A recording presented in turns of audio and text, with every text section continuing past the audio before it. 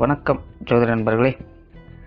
ஏற்கனவே ராசியை பற்றின முழு விவரங்களையும் பார்த்தாச்சு. அதாவது ஒவ்வொரு ராசிக்குமே என்ன மாதிரியான குணாதிசயங்கள் இருக்கும், எந்த மாதிரியான வாழ்க்கை அமைப்பு இருக்கும், என்ன மாதிரியான உறவு முறைகள் இருக்கும் அப்படின்னு விளக்கமாகவே பார்த்தாச்சு. அதே போல் லக்ன விவரங்களையும் பார்த்தாச்சு. ராசி அமைப்பை போலவே லக்னத்திற்கும் ஒவ்வொரு விஷயங்களும் எப்படி இருக்கும் அப்படின்னு தனித்தனியாகவே சொல்லியிருக்கும். பார்க்காதவங்க டிஸ்கிரிப்ஷனில் லிங்க் இருக்கும், செக் பண்ணி பாருங்கள். இனி ராசி மற்றும் லக்னம் இது ரெண்டும் சேர்ந்த அமைப்பு எப்படி இருக்கும் அப்படிங்கிறத பற்றி பார்க்க போகிறோம். ஒரு குறிப்பிட்ட லக்னம் மற்றும் ராசியாக ஒரு மனிதருக்கு அமைந்து வரும் பொழுது அவங்களுக்கு என்ன மாதிரியான விஷயங்கள் இருக்கும் அப்படிங்கிறத பற்றி சில விளக்கங்களை ஜோதிடத்தில் பொதுவாக சொல்ல முடியும். இனி அந்த விஷயங்களை பற்றி தொடர்ச்சியாக பார்க்கலாம். பதிவை பார்க்குறதுக்கு முன்னாடி ஒரு சில விஷயங்களை கவனத்தில் வச்சுக்கோங்க. எப்பவும் சொல்லக்கூடிய விஷயங்கள் தான், இங்கு சொல்லக்கூடிய விஷயங்கள் முழுமையாக உங்களுக்கு பொருந்தணுங்கிற அவசியம் கிடையாது. ஏன்னா ஒரு மனிதனை பற்றி அவங்களுடைய சுய ஜாதகம் மட்டும்தான் முழுமையான விஷயங்களை சொல்ல முடியும். மற்ற விஷயங்கள் எல்லாமே ஒரு பொதுவான அமைப்பு கொண்டது தான். இங்கு சொல்லக்கூடிய விஷயங்களை நீங்கள் கிராஸ் பண்ணி வருவீங்க. உங்களுடைய வாழ்க்கையில் சில அனுபவங்களாகவும் உணர்வுபூர்வமான விஷயங்களாகவும் பெற முடியும். அதே போல் ராசி முக்கியமாக இல்லை லக்னம் முக்கியமாக அப்படின்னாலும் குழப்பிக்க வேண்டாம். ராசி லக்னம் அப்படிங்கிறதெல்லாம் பார்த்திங்கன்னா ஒரு சில ஐடென்டிட்டி மட்டும்தான். ஜோதிட பலன்கள் எடுக்கிறதுக்காக பொதுவாக தெரிஞ்சிக்க வேண்டிய சில விஷயங்கள் அவ்வளோதான். மற்றபடி 9 கிரகங்கள் 12 கட்டம் 27 நட்சத்திரங்கள் கொண்ட ஒரு அமைப்பு தான் நமக்கு முழுமையாக முக்கியம். அதுதான் ஒவ்வொரு செகண்டும் நமக்கு தேவையான எல்லா விஷயங்களையும் தீர்மானிக்கிறது. அதனால் ராசி முக்கியமாக இல்லை லக்னம் முக்கியமாக அப்படின்னாலும் குழப்பிக்காதீங்க. நம்ம யாருன்னு கேட்டால் நம்மளுடைய பேரை எப்படி ஒரு அடையாளமாக சொல்கிறோமோ அந்த மாதிரி தான் நம்மளுடைய சுய ஜாதகத்திற்கு அடையாளமாக இந்த ராசியும் லக்னமும் அமைந்து வருது. மற்றபடி இங்கே எல்லாமே முக்கியம் அப்படிங்கிறத மனசில் வச்சுக்கோங்க.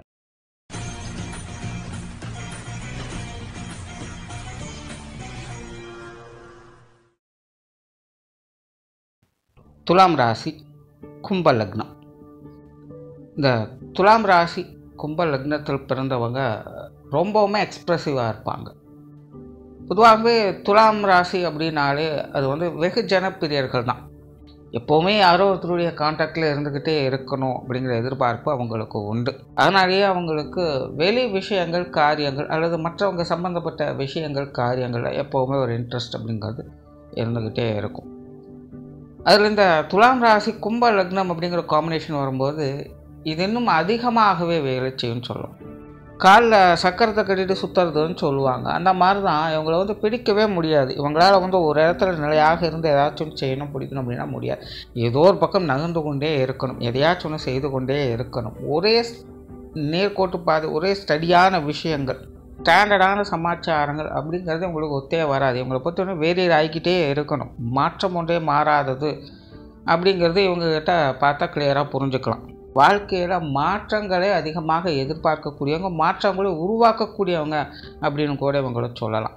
அடுத்தது என்ன அப்படிங்கிற அந்த எதிர்பார்ப்பு, அந்த சுவாரஸ்யத்தை அதிகம் விரும்பக்கூடியவங்களாகவே இவங்க இருக்காங்க. பட் எது எப்படியோ இவங்களை பொறுத்த வரைக்கும் ரொம்பவுமே எக்ஸ்ப்ரெசிவ். இதையும் மனசுக்குள்ளேயே வச்சுக்க மாட்டாங்க. இவங்க நல்லதோ கெட்டதோ தோணுனதை பேசிடுவாங்க, தோணுனதை செஞ்சிடுவாங்க. தன்னுடைய அடையாளத்தை எல்லா இடங்களையும் வைத்து கொண்டே இருக்கணும் அப்படின்னு நினைப்பாங்க. தன்னை பற்றி எல்லாருக்கும் தெரிஞ்சிருக்கணும், தன்னுடைய பேர் புகழ் எல்லாருக்கும் போய் சேரணும் அப்படிங்கிற எதிர்பார்ப்பு உங்களுக்கு அதிகமாகவே இருக்கும். ஒரு சில விசேஷங்களுக்கு போயிட்டு வந்தால் கூட இப்படிப்பட்ட ஒரு நபர் வந்துட்டு போயிருக்காங்க அப்படின்னு மற்றவங்க பேசக்கூடிய வகையில் அவங்க இருந்துட்டு வருவாங்க. தான் அப்படிங்கிற ஒரு அடையாளத்தை எல்லா இடத்துலையுமே தன்னால் முடிஞ்ச அளவுக்கு அவங்க பதிய வச்சுக்கிட்டே இருப்பாங்க. அதற்காக அவங்க எந்த லெவலுக்கு வேணாலும் இறங்கி வேலை செய்கிறதுக்கும் அவங்க ரெடி தான். ஏன்னா இவங்களை பொறுத்த வரைக்கும் நல்லது கெட்டது சரி தப்பு அப்படிங்கிற கான்செப்ட்லாம் அப்பாற்பட்டது தான். அவங்களுக்கு தேவையா இல்லையா அப்படிங்கிறது மட்டும்தான் அங்கே பிரதானமாக இருக்குமே அல்லாமல் நியாய தர்மங்கள்லாம் அங்கே எடுபடாது. அவங்க பேசுகிறது மட்டும் நியாயம், அவ்வளோதான். ஸோ இப்படி சொல்கிறதுனால இவங்கெல்லாம் கெட்டவங்க இல்லை இவங்கெல்லாம் நல்லவங்க அப்படின்னு இங்கே ஜட்ஜ்மெண்ட் எதுவும் பண்ண கிடையாது. அதாவது இங்கே சொல்ல வரக்கூடிய விஷயம் என்னென்னா, இவங்களுக்கு பிடிவாத குணம் அப்படிங்கிறது அதிகமாக இருக்கும். ஆனால் அது பிடிவாதம் மாதிரி தெரியாது. ரொம்பவுமே யதார்த்தமான நிலைகளை தான் அந்த பிடிவாதத்தையே அவங்க வெளிப்படுத்துவாங்க. அவங்க நினைக்கிறது சரி, அவங்க சொல்கிறது சரி அப்படிங்கிறத எல்லாருக்கிட்டேயும் போய் ஏதோ ஒரு வகையில் அதை பதிய வச்சுக்கிட்டே இருப்பாங்க. ஸோ இதெல்லாமே சரியா தவறா, அதனால் இவங்க நல்லவங்களா கெட்டவங்களா அப்படின்னு எந்த ஒரு ஜட்ஜ்மெண்ட்டும் இங்கே பண்ணலை. இவங்களுடைய பொதுவான குணாதிசயங்கள் இப்படித்தான் இருக்கும் அப்படிங்கிறத தான் சொல்ல வரேன். சுய ஜாதக ரீதியாக சுப கிரகங்களுடைய அனுகிரகம் இருந்தது அப்படின்னா இந்த மாதிரியான சமாச்சாரங்கள் உங்களோட வாழ்க்கையில் அதிகமாக நடந்துக்கிட்டு தான் இருக்கும். இருந்த போதிலும் அது அவங்களுக்கு பிரச்சனைகளாக இருக்காது. இவங்க எந்த அளவுக்கு தன்னை எஸ்டாப்ளிஷ் பண்ணிக்கிறாங்களோ அந்த அளவுக்கு அவங்க பேரும் புகழோட வளர தான் செய்வாங்க. அவங்களுடைய வாழ்க்கை நிலை வளர்ச்சியை நோக்கி போக ஆரம்பிக்கும். பட் அதுவே நெகட்டிவ் கிரகங்களோட தாக்கங்கள் இருந்தது அப்படின்னா இந்த எஸ்டாப்ளிஷ்மெண்ட் அப்படிங்கிறது அவங்களுக்கே பிரச்சனையாக போய் முடியும். என்னதான் இவங்க பார்த்து முத்தான காரியங்களை செய்தாலும் நல்ல சொற்களையே இவங்க சொன்னாலும் கூட மற்றவர்கள் இவர்களை கான்ட்ரவர்சியாகத்தான் பார்ப்பாங்க. போட்டியும் ஒட்டாமலும் தான் இவங்ககிட்ட இருந்துக்கிட்டு வருவாங்க. ஸோ சுய ஜாதக ரீதியாக கிரக அமைப்புகள் இவங்களுக்கு கொஞ்சம் முக்கியமாக பார்க்கப்படுது. அதாவது இந்த துலாம் ராசி கும்ப லக்னம் அப்படிங்கிற காம்பினேஷனே கொஞ்சம் முரண்பட்ட நிலைகளில் தான் வேலை செய்யும். இது எப்படின்னா கத்தி மேலே நடக்கிற மாதிரி, அதாவது நல்லதுக்கும் கெட்டதுக்கும் ஒரு நூல் அளவு தான் வித்தியாசம் இருக்கும் அப்படின்னு சொல்லுவாங்க. அந்த மாதிரி தான் கொஞ்சம் மிஸ் ஆச்சுனாலும் நல்லது கூட கெட்டதாக மாறிடும். கிரக அமைப்புகள் சாதகம் இல்லாதவங்களுக்கு அந்த நிலைகளில் போய் மாட்டிக்குவாங்க. கிரக அமைப்புகள் சாதகம் இருக்கக்கூடியவங்களுக்கு நூல் அளவு தான் வித்தியாசம், கெட்டது செஞ்சால் கூட அவங்களுக்கு நல்லதாக போய் முடிஞ்சிடும். இப்படி தான் இவங்களுக்கு பெரும்பாலான வாழ்க்கை அமைப்பு அப்படிங்கிறது அமையுது. இதில் இன்னொரு காம்பினேஷனும் இருக்குது. சிலருக்கு சுப கிரகங்களுடைய சிக்கியம் இருக்கும், அசுப கிரகங்களுடைய சிக்கியம் இருக்கும். ரொம்ப ரேர் தான். பட் சிலருக்கு அந்த மாதிரியான விஷயங்களும் அமையும். அந்த மாதிரியான நபர்களோட வாழ்க்கையில் எப்படின்னு பார்த்தீங்கன்னா அப்பப்போ எல்லாரோடையும் மிங்கிள் ஆகிடுவாங்க, அப்பப்போ தனியாகவும் போயிடுவாங்க. திடீர்னு பார்த்தீங்கன்னா எல்லாருமே அரவணைச்சிக்குவாங்க, ஆகாவோன்னு பாராட்டுவாங்க, ஒரு பெரிய புகழ் மலையிலேயே நினையலாம். ஆனால் திடீர்னு பார்த்தீங்கன்னா இதுக்கு அப்படியே எல்லாம் ஆப்போசிட்டாக போய் முடிஞ்சிடும். ஸோ இப்படி உங்களுடைய வாழ்க்கை நிலை இந்த பக்கம் கொஞ்சம் நாள் அந்த பக்கம் கொஞ்சம் நாள் மாறி மாறி போய்கிட்டே இருக்கும். பட் இந்த காம்பினேஷன் அப்படிங்கிறது ரொம்ப ரேரு தான். பட் ஒரு சிலருக்கு அது அப்படி அமையுது. அதாவது சுய ஜாதகத்தில் கிரக அமைப்புகள் சுப கிரகங்களுடைய சேர்க்கையும் அசுப கிரகங்களுடைய சேர்க்கையும் சேர்ந்தே இருக்கும். அவங்களுக்கு இந்த மாதிரியான நிலைகள் அப்பப்போ வந்துட்டு போகும். அடுத்ததாக இந்த துலாம் ராசி கும்ப லக்னக்காரங்களுக்கு ஆன்மீக விஷயங்களில் ஈடுபாடுகள் அதிகமாக இருக்கும். ஏதோ ஒரு வகையில் மத நம்பிக்கைகளை கடவுள் நம்பிக்கைகளை ஊறி போனவர்களாகவே இருப்பாங்க. இளம் வயதிலேருந்தே ஏதோ ஒரு வகையில் இந்த வழிபாடு சார்ந்த விஷயங்களில் அதிக ஈடுபாடுகளை காட்டி வருவாங்க. வயது ஆக ஆக ஆக பார்த்திங்கன்னா அந்த கடவுள் சார்ந்த விஷயங்களுக்குள்ளே மூழ்கி போகக்கூடியவங்களாக இருப்பாங்க. நிறைய பேருக்கு அதுவே அவங்களுக்கு ஜீவனமாக கூட அமையலாம். ஏதோ ஒரு ஆன்மீக சமாச்சாரங்கள் அல்லது ஆன்மீக பொருட்கள் சம்பந்தப்பட்ட விஷயங்கள் ஈடுபாடுகள், இப்படி தொழில் சார்ந்த விஷயங்கள் கூட அவங்களுக்கு அமையலாம். ஸோ ஏதோ ஒரு வகையில் ஆன்மீக சம்பந்தப்பட்ட விஷயங்கள் ஈடுபாடுகள் அவங்களுக்கு இருந்துக்கிட்டே இருக்கும். சிலர் பார்த்திங்கன்னா நாத்திகவாதிகளாகவும் இருப்பாங்க. அதாவது இது எப்படின்னா கொஞ்சம் நெகட்டிவ் ஷேடில் அதுக்குள்ளேயே இருக்கிறது. அதாவது திட்டிக்கிட்டாவது கடவுளையே பேசிக்கிட்டு இருப்பாங்க. ஆன்மீகமெல்லாம் போய் கடவுளெல்லாம் உனக்கு கிடையாது அப்படின்னு சொல்லுவாங்க. சரி அதான் இல்லையே மற்ற வேலையை பார்க்க வேண்டியதானே அப்படின்னா அதை செய்ய மாட்டாங்க. நெகட்டிவாக பேசினாலும் அதையை பற்றி தான் அவங்க பேசிகிட்டு இருப்பாங்க. இப்படி கொஞ்சம் நெகட்டிவ் ஷேடில் ஆன்மீக விஷயங்களில் ஈடுபடக்கூடியவங்களும் இவங்க உண்டு. ஸோ இப்படி தான் இந்த துலாம் ராசி கும்ப லக்னம் அப்படிங்கிறதே கொஞ்சம் கடுப்பாக தான் இருக்கும். சொல்கிறதே பார்த்திங்கன்னா இப்படி கொஞ்சம் நெகட்டிவ் ஷேடில் சொல்கிற மாதிரி தான் இருக்கும். பட் இருந்தாலும் அது யதார்த்த நிலைகளில் கொஞ்சம் யோசித்து பார்த்தா அது நல்லது தான் அப்படிங்கிறது தெரியும். அதான் சொன்ன கத்தி மேலே நடக்கிற மாதிரி தான் உங்களுடைய வாழ்க்கை. நூலளவு பிசகுனாலும் அது சரியாகவும் போகலாம், இல்லை மோசமாகவும் போயிடலாம். ஸோ இவங்களுடைய பெரும்பாலான பலன்களும் கிட்டத்தட்ட அப்படி தான் இருக்கும். கேட்கறதுக்கு கொஞ்சம் அப்படி இப்படின்னு இருந்தாலும் அது இருக்கக்கூடிய நல்லது என்ன கெட்டது என்னன்னு புரிஞ்சுக்கிட்டாங்க அப்படின்னா அவங்களுக்கு அது சிறப்பு. புரியல அப்படின்னா அது எருக்குமாறாக தான் போய் முடியும். உங்களுக்கான பலன்கள் பார்த்திங்கன்னா பெரும்பாலும் இப்படி தான் இருக்கும். அதே போல் பிரயாணங்களில் விருப்பமுடையவங்க, வாகன பிரியர்கள் அப்படின்னு சொல்லலாம். இன்னும் சொல்லப்போனால் கூட்டமாக ஒன்றாக சேர்ந்து எங்கேயாவது வெளியில் போகணும் அப்படின்னு எதிர்பார்ப்பாங்க. அதாவது தனிமையிலே ஊர் சுற்றுறதுன்னு ஒரு விஷயம் இருக்கும். அப்படியெல்லாம் கிடையாது. இவங்களை பொறுத்த வரைக்கும் யாரோ ஒருத்தர் கூட ஜோடி போட்டாவது ஊரை சுற்றிக்கிட்டே இருக்கணும். கூட்டமாக வெளியிடங்களுக்கு போய் மகிழக்கூடிய அமைப்புகள் இவங்களுக்கு உண்டு. ஸோ நார்மலாக இந்த மாதிரியான பிரயாணங்களில் இவங்களுக்கு அதிக ஆர்வம் இருக்கும். பேச்சுவார்த்தைகளில் இவங்களுக்கு கலகலப்புத்தன்மை நக்கல் நையாண்டித்தன்மை அதிகம் இருக்கும். ஆனால் அளவாக பேசக்கூடியவங்க, ஆற்றுல போட்டாலும் அளந்து போடணும்னு சொல்லுவாங்க. அந்த மாதிரி தான் அவங்களுடைய பேச்சுவார்த்தைகளும் இருக்கும். இயல்பான நிலைகளில் தான் இருக்கும். இந்த சரமாரியான விஷயங்கள்லாம் எதிர்பார்க்க முடியாது.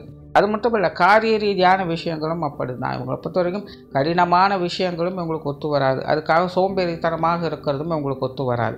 ஒரு சீரான நிலைகளிலிருந்து செயல்படக்கூடியவங்களாகத்தான் இருப்பாங்க. இப்போ எந்த ஒரு விஷயத்துக்கும் ரொம்ப ரிஸ்க் எடுக்க மாட்டாங்க, மெனக்கிட மாட்டாங்க. அந்த மாதிரியான விஷயங்களும் உங்களுக்கு ஒத்து வராது.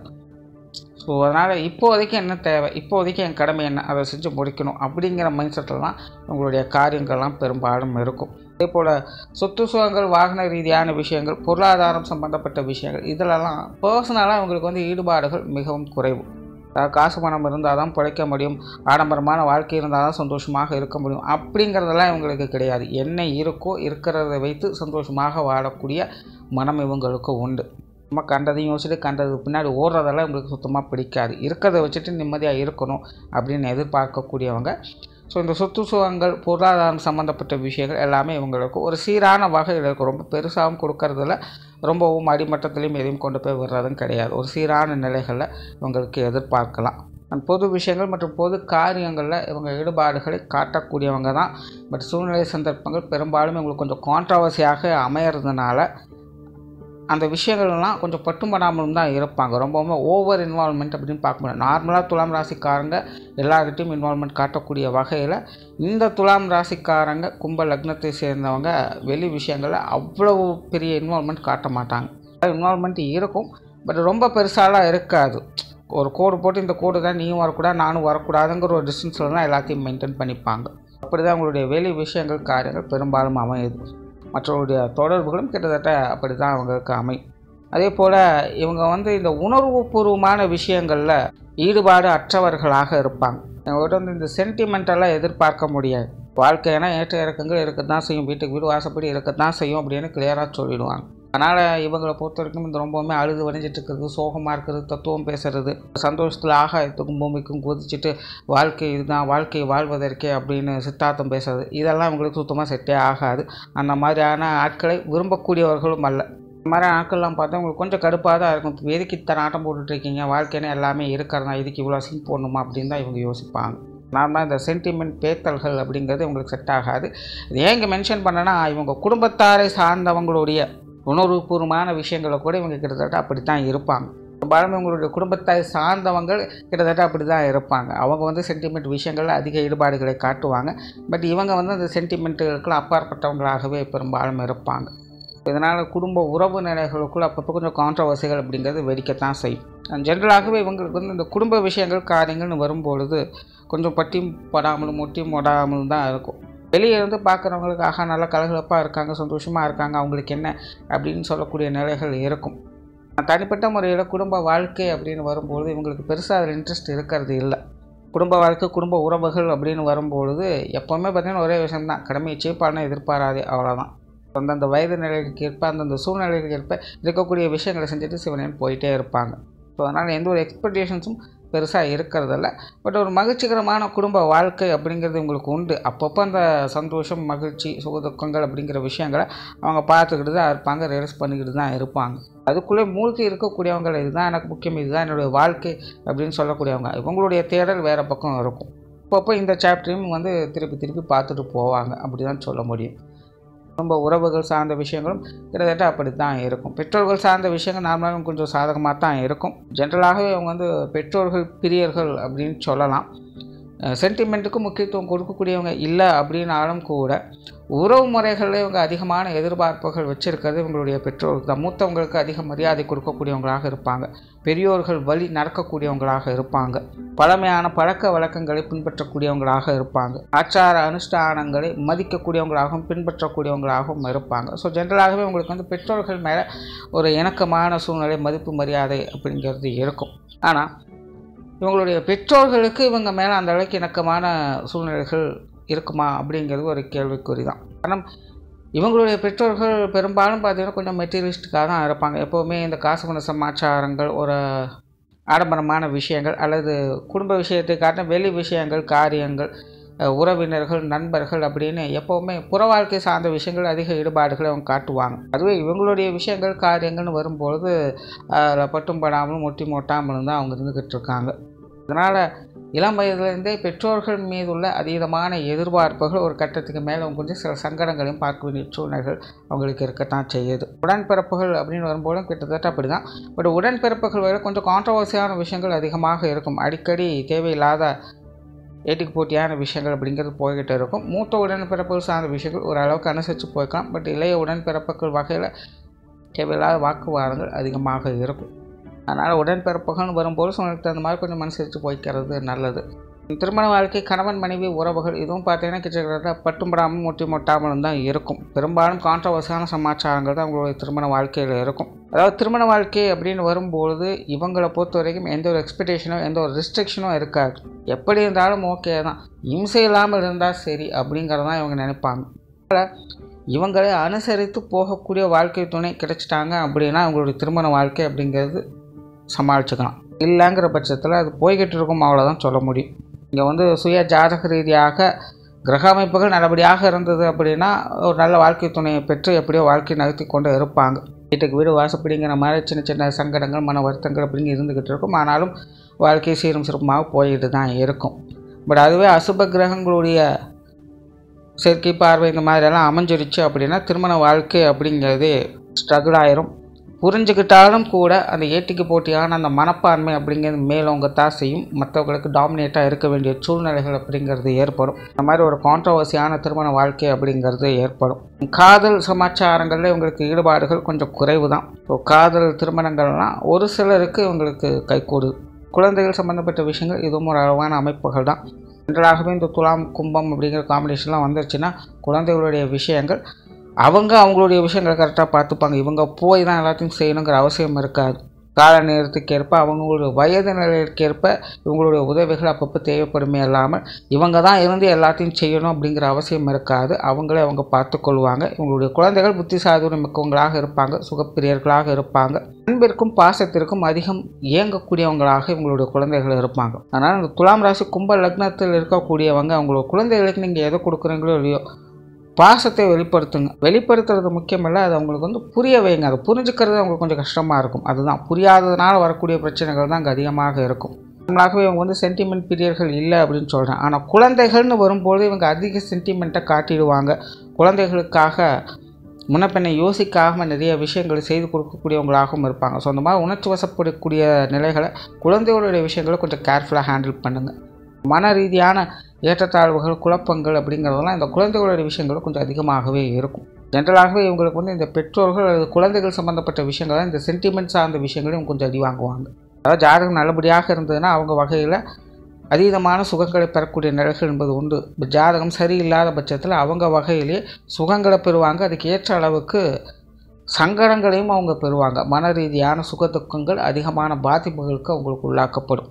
அடுத்தது உற்றார் உறவினர்கள் நண்பர்கள் சார்ந்த விஷயங்கள் எல்லாமே ஒரு கலவையான அமைப்புகள் அப்பப்போ வரும், அப்பப்போ போகும். அதாவது இவங்களுடைய விஷயங்கள் காரியங்கள் ரொம்பவும் ஒட்டவும் மாட்டாங்க, ரொம்ப ஒதுங்கியும் இருக்க மாட்டாங்க. அது பெரும்பாலும் அது வரவும் போகுமாகத்தான் இருக்கும். தொழில் வேலை உத்தியோகம் சார்ந்த விஷயங்கள் இதுவும் பார்த்திங்கன்னா ஒரு அளவான அமைப்புகள் தான். நான் ஆரம்பத்திலே சொன்னேன், இவங்க மாறிக்கொண்டே இருக்கக்கூடிய விஷயங்களுக்கு அதிக முக்கியத்துவம் கொடுக்கக்கூடிய ஸோ அந்த மாதிரியான விஷயங்கள் காரியங்களில் ஈடுபடுவாங்க. அல்லது ஆன்மீக சமாச்சாரங்கள் போன்ற விஷயங்களில் ஈடுபடுவாங்க. சிலருக்கு இந்த ஆராய்ந்து தொழில் செய்வது, சிந்தனை மற்றும் புத்தியை மட்டுமே பயன்படுத்தக்கூடிய தொழில் வேலை சார்ந்த விஷயங்கள் ஈடுபடுவதற்கும் வாய்ப்புகள் இருக்குது. அப்படி எதுவாக இருந்தாலும் தொழில் வேலை உத்தியோக ரீதியாக ஒரு அளவான சீரான நிலையை பார்க்கலாம். அதே போல் வெளியூர் மற்றும் வெளிநாடு சமாச்சாரங்களும் இவங்களுக்கு கொஞ்சம் சாதகமான அமைப்புகள் உண்டு. அது சார்ந்த விஷயங்கள் பெரும்பாலும் கொஞ்சம் சூட்டாகவும் செய்யுது. அதாவது ஒரு பழமொழி இருக்குது, உள்ளூர் மாடு விலை போகாது அப்படின்னு சொல்லுவாங்க. அந்த மாதிரி தான் இவங்களுக்கு பிறந்த இடத்துல பெருசாக எதுவும் செட் ஆகிறது இல்லை. பிறந்த இடத்தை விட்டு வெளி இடங்களுக்கு போனால் ஒரு அளவான நிலைகளையாவது நிம்மதியாக ஒரு வேலையை செஞ்சுட்டு அமைதியாக இருந்துக்கிட்டு இருக்கலாம். அந்த மாதிரி வெளி இடங்கள் சார்ந்த விஷயங்கள் அல்லது வெளியூர் வெளிநாடு சம்மந்தப்பட்ட விஷயங்கள்லாம் இவங்களுக்கு கொஞ்சம் அமைப்புகள் நல்லபடியாக இருக்கும். மற்ற விஷயங்களை கம்பேர் பண்ணும்பொழுது இது உங்களுக்கு கொஞ்சம் சாதகமான வகையில் அமைஞ்சிருது. ஸோ ஓவராலாக இந்த துலாம் ராசி கும்ப லக்னம் அப்படிங்கிறது வாழ்க்கையானது கத்தி மேலே நடக்கிற மாதிரி தான் இருக்கும். நல்லதுக்கும் கெட்டதுக்கும் நூலளவு தான் வித்தியாசம். ஸோ இவங்க எதை எப்படி புரிஞ்சுக்கிறாங்க, எதை எப்படி அனுஷ்டிக்கிறாங்க அப்படிங்கிறத பொறுத்து தான் உங்களுடைய வாழ்க்கை நிலை மாறுபாடுகள் அப்படிங்கிறது இருக்கும். அதனால் இவங்களை பொறுத்த வரைக்கும் இவங்களுடைய வாழ்க்கை நிலை என்பது இவங்க கையில் தான் முழுமையாக இருக்குது. நன்றி, வணக்கம், வாழ்க வளமுடன்.